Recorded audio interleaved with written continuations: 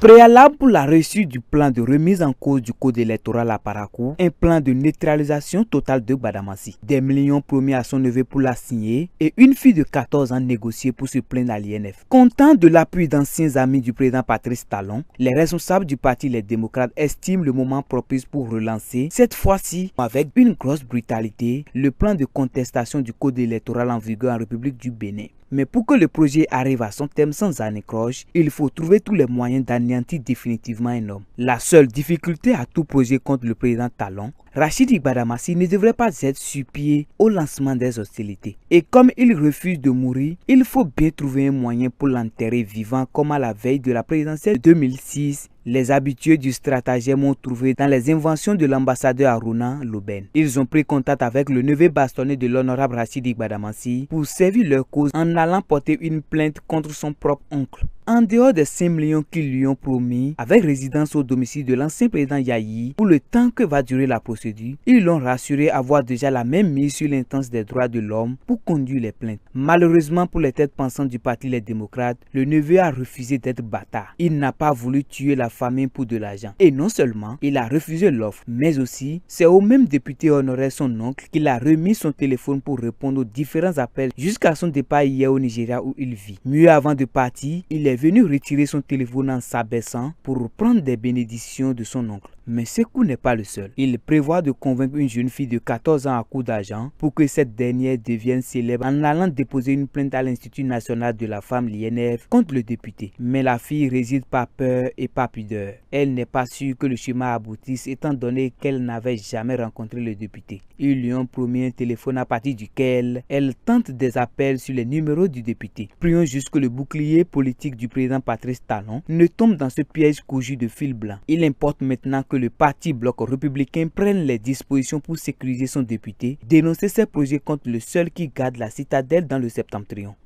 À suivre, Aboubakar Takou.